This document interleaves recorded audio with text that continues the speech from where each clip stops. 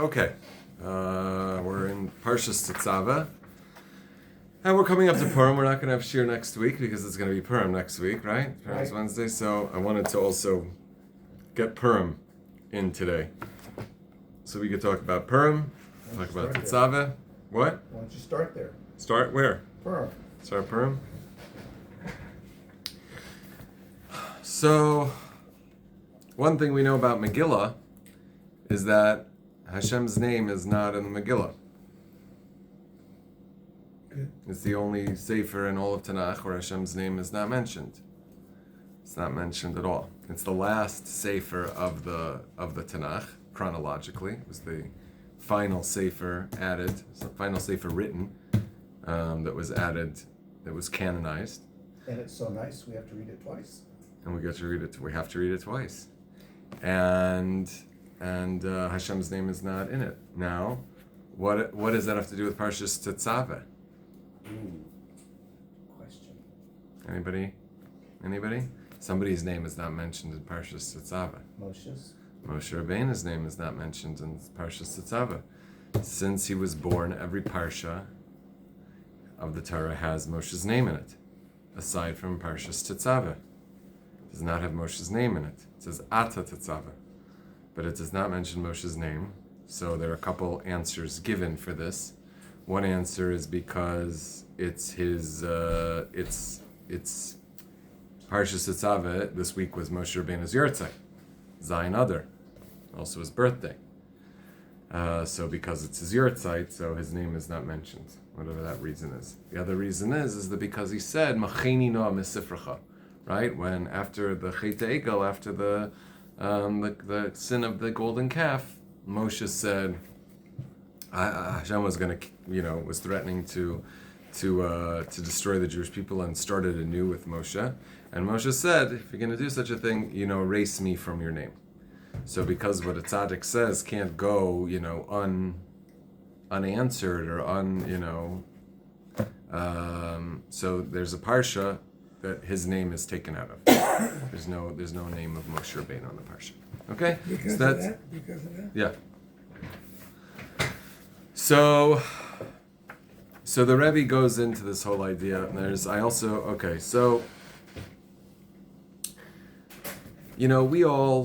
we all can relate, I think, to a name. There's a certain status. We feel like we've made it with our name. If our name is out there, we have if our name is out there, and people know our name, and we're known. Our name is known. There's a certain status. There's a certain you've made it. So many people, whether it's 100,000 or 1,000,000 or 50,000 or 8, I don't know. There's a certain number where so many people know your name and know you. You've made it. So in show business, they say, I don't care what they say about me as long as they talk about me. Yeah. Talk. Yeah. My daughters was with my daughters last week, and they did something on Social media. GPT or something, but they said, create an image of me with all of my likes. And it created. What does that mean? With all of my likes? All my interests? It created people likes amazing. No, interest is more appropriate. Interest, okay. It created a picture of her at her desk with her company name and with the volunteer stuff she was doing, all these posters, there's all stuff that she was, and both of my daughters did it, and it was amazing. And so I tried it, and the response I got was, "Congratulations, we know nothing about you." Uh-huh. I don't post anywhere, and so it was pretty. You cool. don't talk to ChatGPT? I ask ChatGPT questions. Well, actually, I use Grok, not Chat. Oh, I see. Okay. But I ask questions occasionally. But Uh-huh. and anything more that I could ask Google, I don't. Okay. But it could find nothing about me. Mm-hmm. All right. So. Baruch Hashem. Yeah. You're So. doing something right. Exactly. I'm invisible. So there's something about. So what is it about Moshe Rabbeinu's birth, which is obviously more significant than Moshe Rabbeinu's death? Moshe Rabbeinu's birth, meaning this is why Haman was so excited when he peeled Pur, he threw the lots, and it ended up in Adar. he was so pleased that it ended up in Adar, because he felt Adar was, it was a good sign that that the Jewish people had a weakness here, because this was the month that Moshe Rabbeinu died. But he didn't realize it was also the month that Moshe Rabbeinu was born. So we see that Moshe Rabbeinu's birth is actually more significant, and is actually like the kind of the pinnacle of the koyach of this month, his birth. And when someone's born, they don't have a name. Someone's born, they don't have a name. And the Rebbe discusses how a person is really connected. The name is already a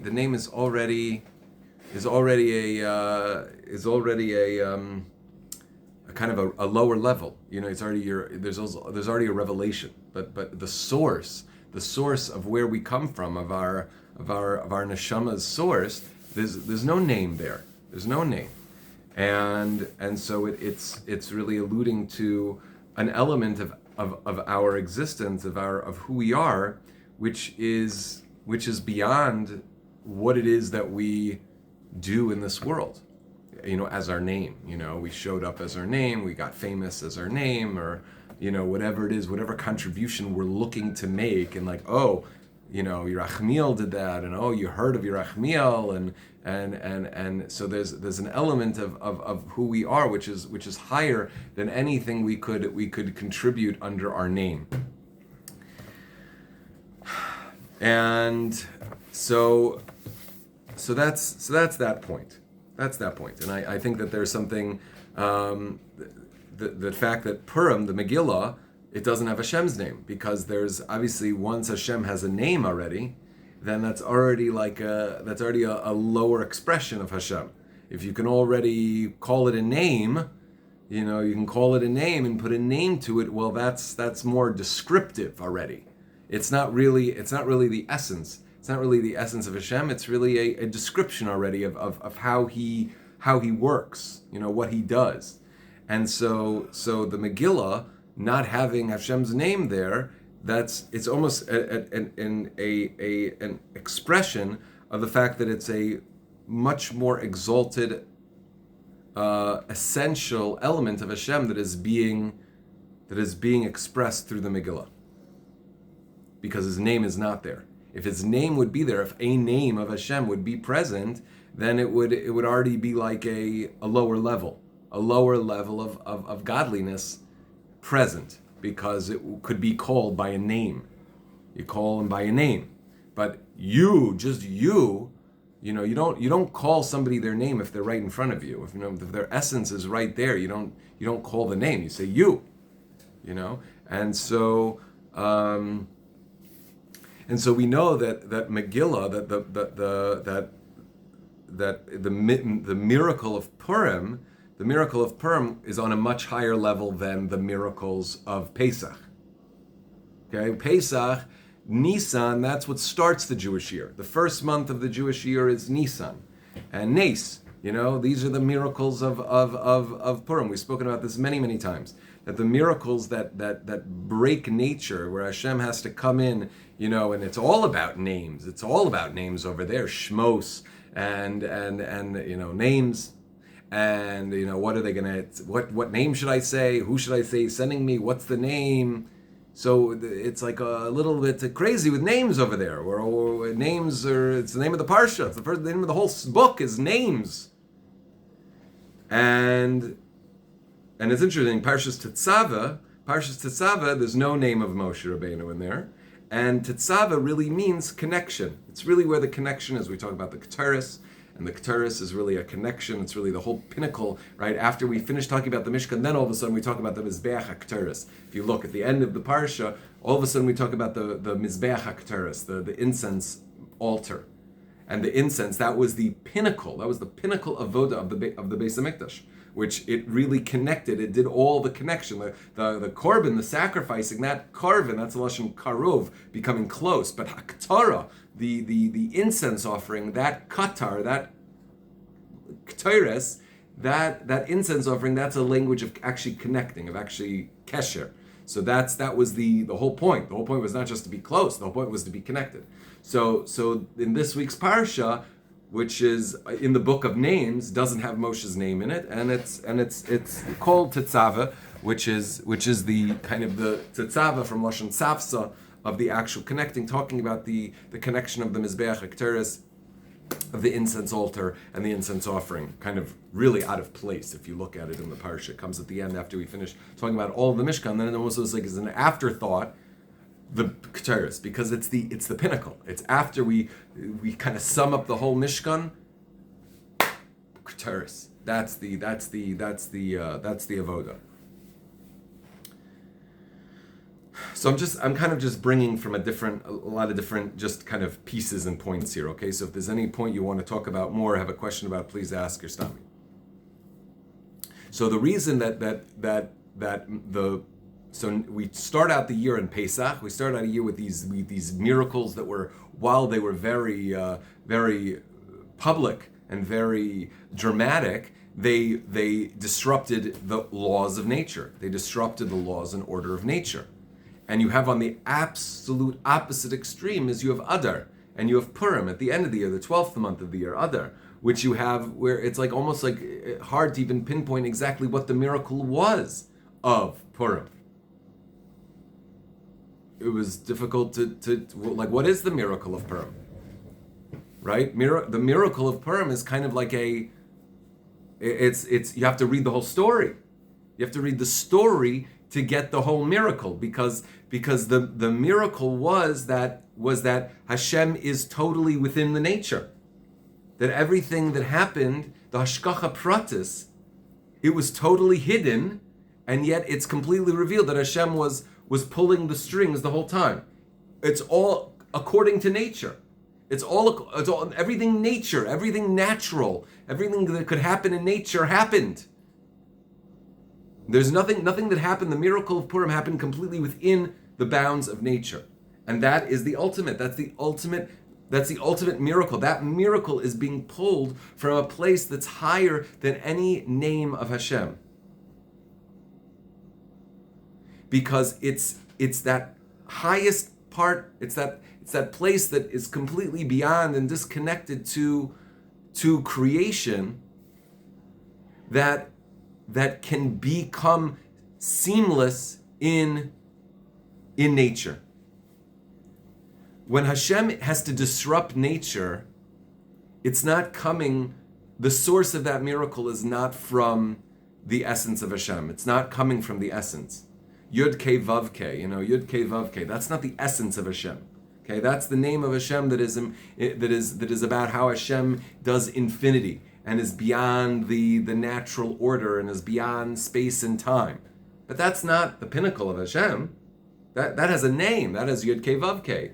That's still something that's part of what Hashem does. It's not who He is in His essence. It's a lower level. It's a lower level. There's whatever Hashem is, which we have absolutely there's no place in our brain. Just like we can't see, you can't taste color. The taste doesn't have a function to determine color. You can't taste color. So our mind cannot compute the essence of Hashem. It can't. It's not a kli that can compute Hashem. So just like good luck tasting orange, you can taste an orange, but you can't. Good luck tasting purple, Good luck seeing a C flat, It's those vessels that we have they have a limit, which can't go beyond that limit. So our mind also has a limit.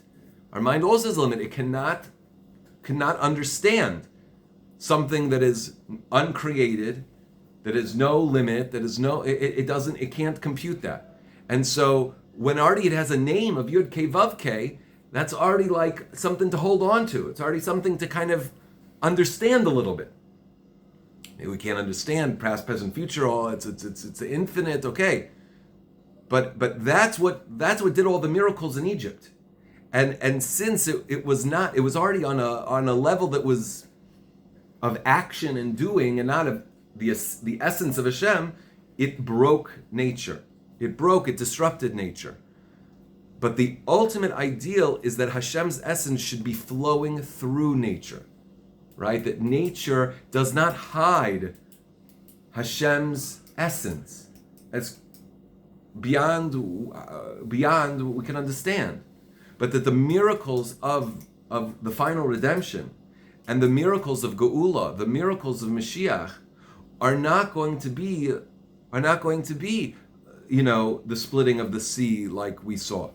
It's not going to be like that. It's not going to be disrupting the natural order. Because that's not the ideal. The ideal is that the natural order should follow the Rabbeinu Shalom. Not that the Rabbeinu Shalom has to come and disrupt the natural order. Hashem created the natural order in order to be a dir b'tachtonim, in order that he should be completely comfortable. Not that he should have to come along and break stuff.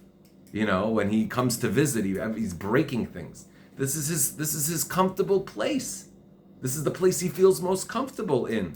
Ultimately, that's the goal. And so that means that nature will seamlessly be an abode for his essence without any disruption to the natural order whatsoever. And that is the miracle of Purim, where Hashem's name is not anywhere in the Megillah, not because, what level of, it's because the essence of Hashem can't be contained in a name. It can't be contained in any name. And we know that the miracle of Purim is this that Hashem is completely within nature, and there's nothing in nature that has to be disrupted in order for Hashem's will to be totally fused with it. That is the highest level, and that is the miracle of Purim. That's the miracle of Purim. And that's the end of the year, right? That's the end of the year, that's the end of Jewish history. The beginning of Jewish history starts with great miracles that are really powerful and impressionable, and something really special. But we're left with the mistake potentially that nature and Hashem don't go together. That for Hashem to be involved in nature, he has to break stuff. He has to disturb the natural order of things in order to be involved. There's nature and there's Hashem. And when Hashem wants to get involved in nature, whoa, watch out, nature. You're going to get a beating. Hashem's bigger and tougher than you are. So if we tick off Hashem, or if Hashem wants to get involved, whoa, nature, you know what's coming. There's no such thing. Hashem wants to be expressed seamlessly through nature. There's no disruption in nature, no disruption. And that's really expressed in our understanding, like what we can do is Hashgacha Pratis. And the Hashgacha Pratis of the final Geula, that will be the miracle. It's not going to be, fire and water, mixing, wow, the New York Times, fire and water came down, and it's going to be a level of Hashgacha Pratis, that's going to blow us away, that's going to surpass the level of Hashgacha Pratis that we will witness. Will surpass the greatest miracles of Yetzias Mitzrayim. But it's not going to be something that disrupts the natural order. Everything will be according to nature, just like in the Megillah. There's no point you could say, nature was disrupted there. Something didn't follow nature. The only thing that didn't follow nature is that the Jewish people survived. The nature is the strong are victorious over the weak. The small lose to the big. That's the natural order of things. That level is not going to happen. We're the smallest of the peoples. Our natural situation of the Jewish people is like a sheep surrounded by 70 wolves. That is the natural state of the Jewish people, and therefore left to the natural state, we should not make it 5 minutes. We shouldn't make it 5 minutes. How long is that little sheep going to last? Surrounded by 70 wolves. Is there, like, you could put it, it's not going to be very long. How long that sheep's going to last. Unless there's a good shepherd there. Exactly. And we got the best shepherd. So the Rebbe says that what was that it says we were nenu. Why did the Jewish people? The Gemara asks, why were we chayiv to be all obliterated in the Megillah? Right? That there was a decree against us. There was a decree against us. What did we do? What did the Jewish people do already to become wiped out? God forbid. So the Gemara says because nenu misudas Achashverosh, they enjoyed at the sudas of Achashverosh. They enjoyed at the meal of Achashverosh. So the Rebbe says this doesn't make sense. How could that be? What do you mean they enjoyed from the suda of Achashverosh? What were the kids were also enjoying? Why are the kids? The kids were also going to be wiped out. The women and the kids, they were also at the party. Why should they get wiped out? They weren't nanu. So the Rebbe says from the fact that it says nenu, they enjoyed. It doesn't mean that they were. It's not because that they ate their treif or something. That the party was somehow like by eating treif, all of a sudden you're that's the death penalty or something like that. But what he says is that the Jewish people they enjoyed because they felt safe by Achashverosh. They felt that Achashverosh was going to take care of them. They felt that they were in a good situation. Achashverosh invites us to the party. We're good.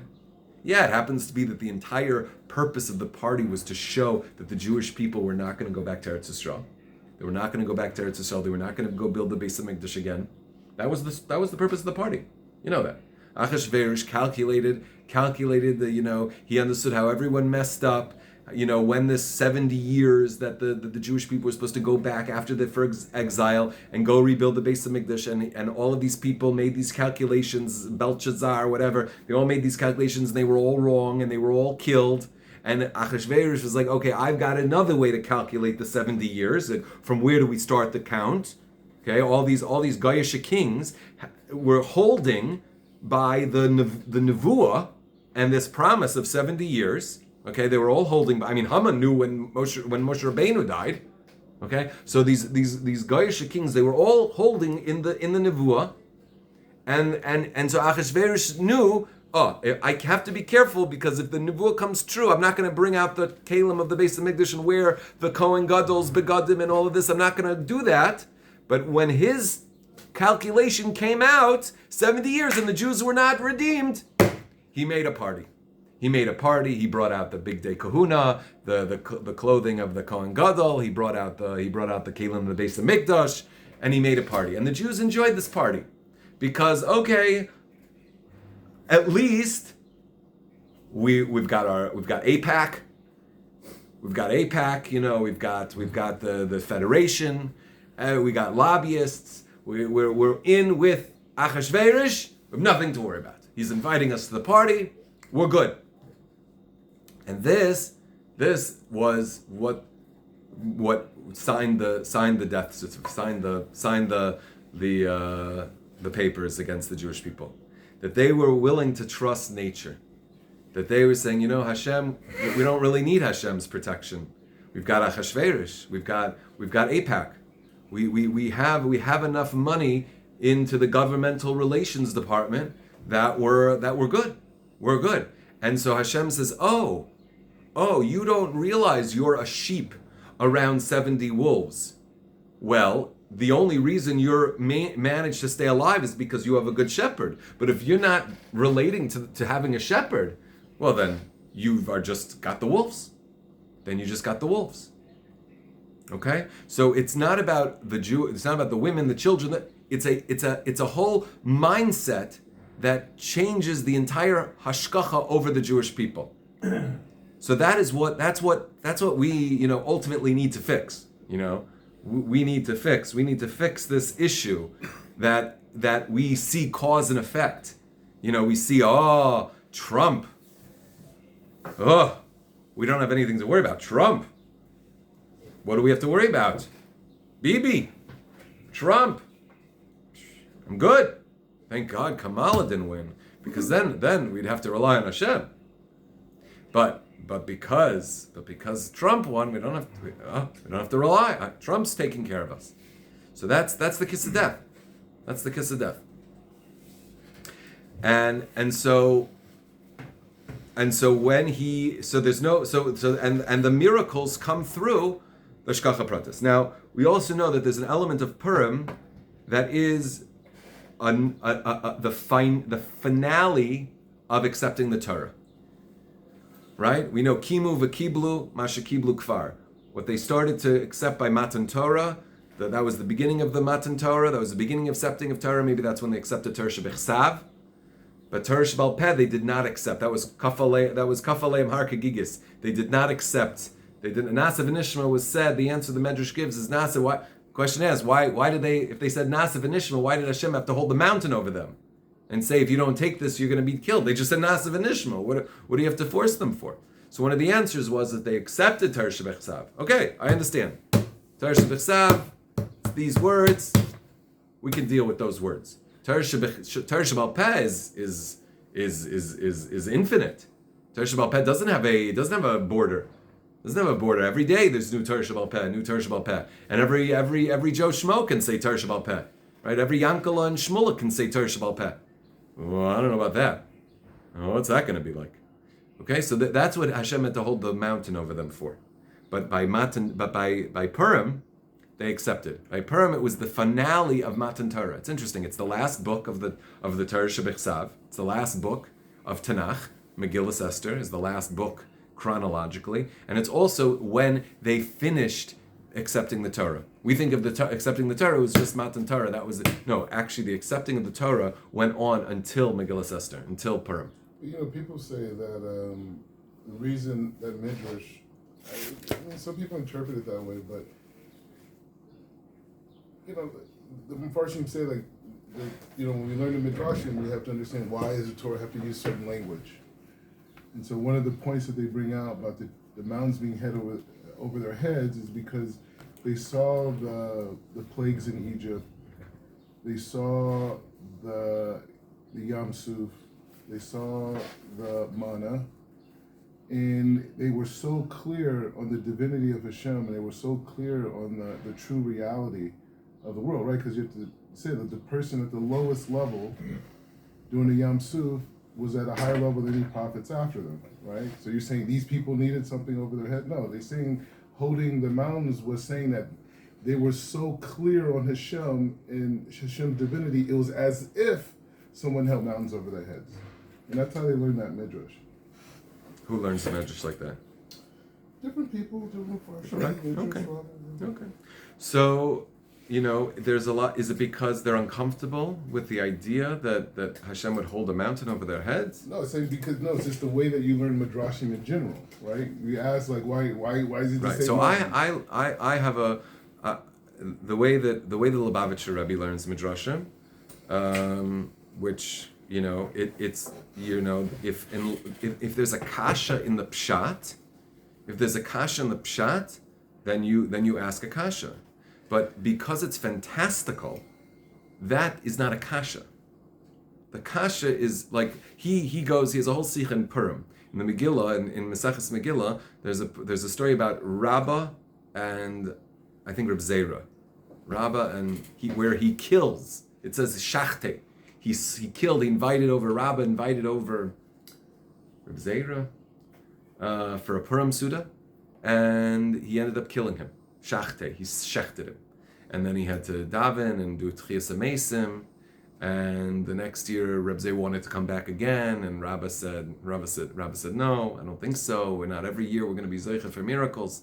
So the Rebbe goes through this and has to ask all these questions about how it doesn't make sense in Pshat. Now, from that medrash and from the way he learns that medrash, what he's really teaching us is that unless there's halachic kashas, you learn it pshat.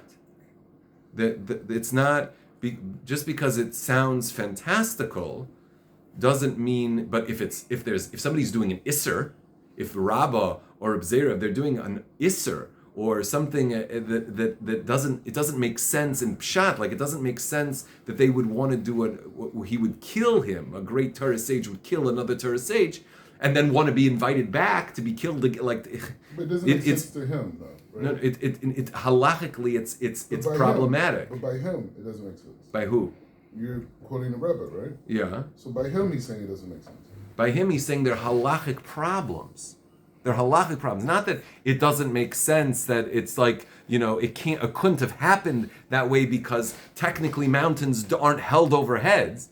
It's because halachically, that's not how we would expect them to act. But that's how he's dealing with it. Yeah. So what I learned from there, but the point is, what I'm learning from there is that we're not so easily just saying, oh, let's not take it literally. Let's not take it literally.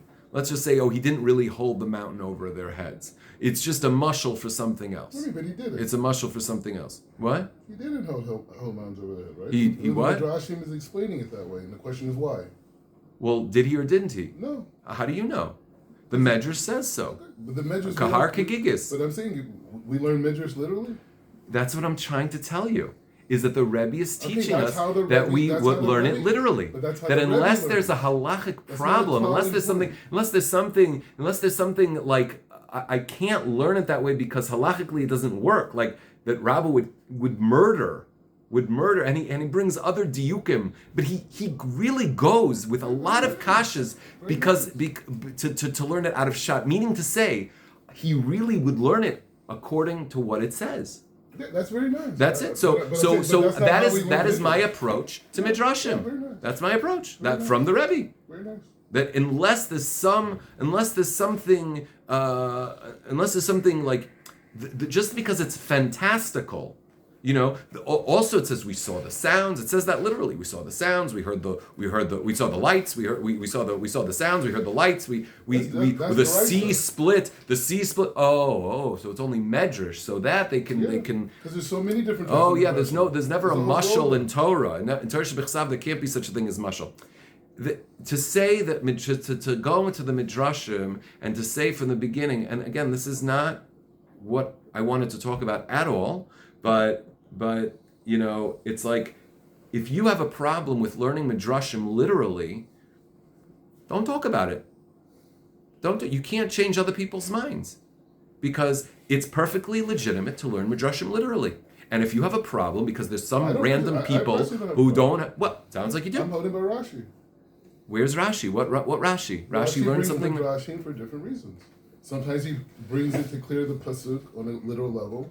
Sometimes he's using the metaphor inside. People are very nervous about midrashim, and they want to say, "Oh, it didn't really happen like that. It didn't happen literally. It couldn't have happened literally." Meaning, I'll believe all this other stuff, all these other fairy tale stories that because the Chumash says it, but when it says that, when the Medrash says that something happened like this, then I can't really believe it. I can't really believe that such a thing happened. Like, don't think I would really believe that happened like that.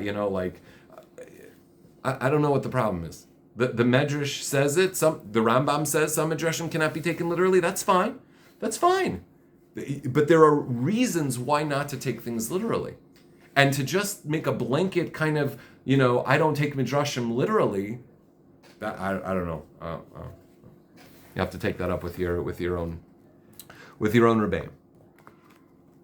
I heard the reason he put the mountain over our heads is because when you take someone, if a man takes a wife by force, he can never divorce her. Yeah, another reason is that because since they saw so clearly that Hashem was that if they weren't forced, then they said Nasa v'nishma. Then they're saying Nasa v'nishma was really in this place of being very inspired, and they would have been able to retract it later. They would have retracted it later, saying, we were just under the influence, and we don't have to take it. So Hashem had to force us to accept it, Bal Karchach, against our will, so that we could not even have the claim, we were just really inspired then. We didn't really mean Nasa v'nishma forever. We were just saying it, because we were inspired. But when we're not inspired, we didn't really take the Torah forever. So he had to force us to take the thing. How did it look with the mountain over the head? I don't claim to know. I'm not saying I know what that looked like. But to say that, oh, it doesn't really mean that, it just, and then all the Torahs that come from understanding it are kind of really just like, you don't have to pay attention to it. It's like a way to say, I don't really understand, I'll say it's not literal, and therefore I don't have any problem, and I don't have to think about it.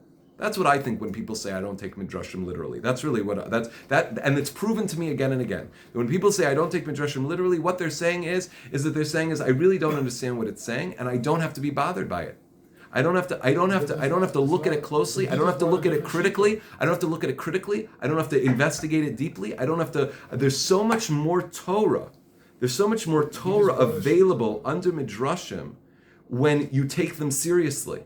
And to just say, oh well, it wasn't literal, I'm just gonna kind of, it just meant that, and then we leave so much on the table of learning, and so it behooves us to really take midrashim as literally as possible in order to really break it into it. If it doesn't make sense, good. What doesn't make sense? Good. Work at it. But to kind of say, oh well, it can't be that it really happened. So it leaves a lot of Torah on the table that we miss out on. And that by really breaking it down and really, we there's so much more Torah there. There's so much more Torah there that I feel like I've heard this a lot over the years about midrashim in all different kinds of circles. Can't take midrashim literally. Don't take midrashim literally. It's simply, for many people, it is simply a way to say I can't believe in fairy tales, and so I am just going to write it off, and it's a mashal, and I can sleep well tonight. That's how I hear it a lot. Okay. So by Matan Torah, that was the beginning of the accepting of the Torah. And by Purim, that was the end. That was the end of accepting the Torah. And so what did the Jews do already? What did the Jews do already in order for them to merit that the end of the Kabbalah Torah should happen on Purim? Like, what did they do? Why should they have merited for Kimu v'Kiblu, that they finally get to finish the whole process of Matan Torah on Purim? Actus. What? Actus. Actus? They fasted for 3 days, all of them. They showed that they were a people, a one people. Mm-hmm. Nice. Okay, so I didn't see anybody say that this answer to this exact question, but what I saw both by the Alter Rebbe and repeated by the Rebbe is that apparently Haman's decree was only if people stayed Jewish. If people wanted to convert, if people wanted to say, oh, I'm not Jewish, then they were not going to be killed. And so, you remember, they fasted for 3 days. That was over Pesach. Right? The decree, when Haman did the thing, and then the Achashverosh made the decree, that was during B'tikas Chametz, that was during the Erev Pesach, and then we fasted. Those 3 days was over Seder night and over Pesach, and the Suda of Esther and hanging Haman was on the first day of Pesach. Right? People make a Sudas Esther on the first day of Chol Hamoed Pesach to commemorate the Haman's being hanged, and then it was a whole nother 11 months until Purim. What were they doing those 11 months? So the Alter Rebbe and the Rebbe both say that they were in a constant movement of Mesiras Nefesh. That they were basically saying, we're not converting. Even though there's, like, Haman's decree was still there, right? Achashverosh couldn't count. He only could counter his other decree by making a new decree. But the enemies of the Jews could still attack the Jews was still there. It was just that he gave the Jews the ability to fight back. Preemptively. But that whole year, any Jew could have said, you know what? I'm not taking my chances. I'm out of here. And he would have been safe. So for that whole year, for that whole 11 months. What do you mean out of here? You mean convert, you mean? Yeah. I'm not Jewish. Convert to what? I'm not Jewish. Zoroastrian. I don't know what. Okay. Persian. Whatever they were. I want to know where Haman got 375 tons of silver. Well, wasn't it $90 a gram then? But it still weighed the same. Ounce. So for that whole 11 months, for that whole time, they were holding by Mesiras Nefesh. They were holding, and Mesiras Nefesh, and that's what we come back to with Tetzave, that Moshe Rabbeinu also said, Macheni no, erase me from your book. That was a motion of Mesiras Nefesh. That was a motion of Mesiras Nefesh. Hashem said, I'm going to make the whole people with you. You'll be the head of the people, and forget these guys. These guys are jokers, and we'll start again with you. And Moshe says, no, I'm done. If you're gonna wipe them out, wipe me out too. Mesiras Nefesh. I'm done. I'm done. It's a bittul. Mesiras Nefesh is a self nullification that is part of receiving the Torah. Receiving the Torah and doing the mitzvahs there's a huge part of that, an essential part of that working, that we have to kind of get ourselves out of the way. We have to get ourselves out of the way. It's not me. It's not my great mitzvah that I'm doing. It's not, look at me, I'm gonna connect to Hashem, or I'm gonna do His mitzvahs.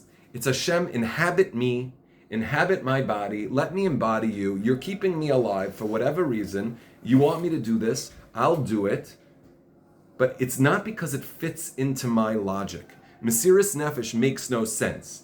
Mesiras Nefesh means I'm going to die rather than do whatever. That doesn't make any sense. Be alive. Mesiras Nefesh transcends logic. It transcends reason.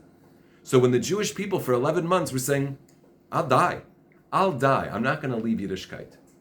I'm not going to leave Yiddishkeit. I'm not going to leave the Jewish people. This is what put them in the position to finally to finish accepting the Torah, all at Purim, because they were holding by this intense. They were not thinking of themselves. I'll die. I'm willing to die. For 11 months, they could have gone. They could have said, you know what? Maybe I should just. We're a bunch of ragtag. We got kicked out of our land. Who knows if we're going to get back there? Who knows if Hashem, whatever. Maybe we should just, let's just do it. Let's mishigas a little bit, a little fish and a little wine. They dribble on us. Whatever it is. Let's do it and let's just get out of it. No, they were willing to sacrifice themselves. And self-sacrifice is something that goes beyond our name, right? Our name is the mark we want to make on the world, what we want to accomplish, what we want to contribute, what we want to be. That's our name. But Hashem is asking us to be Moser Nefesh. Moser Nefesh, which connects us to the ability, which connects us beyond our name, beyond our mark, or what we're supposed to do in the world. And in this Parsha Tetzave, Hashem, Moshe's Mesiras Nefesh is expressed through this, that his name is not there. His name is not there. And in what connection? Ata Tetzave, what? To get the shemen. How do we get the shemen? We take the oil, we take the olives, and we press them. And this is Hashem pressing us. Hashem pressing us. This does not feel good. This does not feel right. I'm sure the Jews in Shushan, it did not feel good. The pressing. This is not who I thought I was. This is not what I thought I was supposed to do. This is not how I wanted it to go like this. And it's that squeezing that the pure oil comes out. It's that squeezing Mesiras Nefesh. Hashem is squeezing it out of us. So we think, oh my gosh, hello Hashem, what are you holding me back? I'm supposed to make my mark on the world like this. Don't put obstacles. Don't make it. What are you doing to me? How can I be who I'm supposed to be in this world? You're making it hard this way. You're making it hard that way. I turn this way. I turn that way. He's saying, you're great. It's amazing. But it's too much in your name. It's too much about your name. To squeeze your desires, your self-interest. Get out of it. Get out of it. Let's get the real pure oil. The pure oil. The pure oil. And that's why Mesiras Nefesh, why our kind of self-forgetting, that coming to the mitzvahs, coming to Avodas Hashem from a place of, this is not because this makes sense to me. It's not because it fits in my world view. It's not because this is my ticket to being all who I'm supposed to do, all I'm supposed to be, using mitzvahs as a vehicle for self-improvement and self-development and which is all very nice and all very normal, but is not necessarily what Hashem is. That's why we have to get squeezed. Because when our doing the mitzvahs is connected to me being a great guy, Hashem's got to squeeze that. Because that's not where the oil's going to come out. That's not where the essence is going to come out. In my wanting to be a better person. In me wanting to be a better person. No. It's me wanting to be a cleaner channel for Hashem's, nothing to do with my name, nothing to do with my mark, nothing to do with my legacy. And so Hashem has to squeeze that. That's squeezing until we can allow that flow to happen through us. And that's Mesiras Nefesh. That's what the Yidden did in in Egypt, in Megillah. By Megillah, they said, it doesn't matter if it kills me. It's not about me. And that they were able to finish off Matan Torah, finish off accepting the Torah, which really is avoda, which is working towards Mesiras Nefesh, where it's not about me, it's not about what I contribute, what I can do, what I can produce, what I can become. It's about emptying myself of my ideas and my tfises, saying I have no idea. And that being a channel for Hashem's light through our performance of our mitzvahs. And that will ultimately bring the geula of Purim, which Hashem doesn't have to Pure. He doesn't have to, no, he's there. You don't. But he doesn't have to break anything. Yeah. He doesn't have to disrupt nature, because nature has become, through our avoda and our Mesiras Nefesh, nature has been, our mitzvahs, nature has become a channel for him, for his essence, without having to break anything, disturb anything, and so we should be zoicha this Purim to ad v'lo yada, and get out of our heads and get out of our box. Stop putting ourselves in a box. Stop putting Hashem in a box. And we should say Gula Shlema b'mheira. Very good. We're supposed to fear and love Hashem.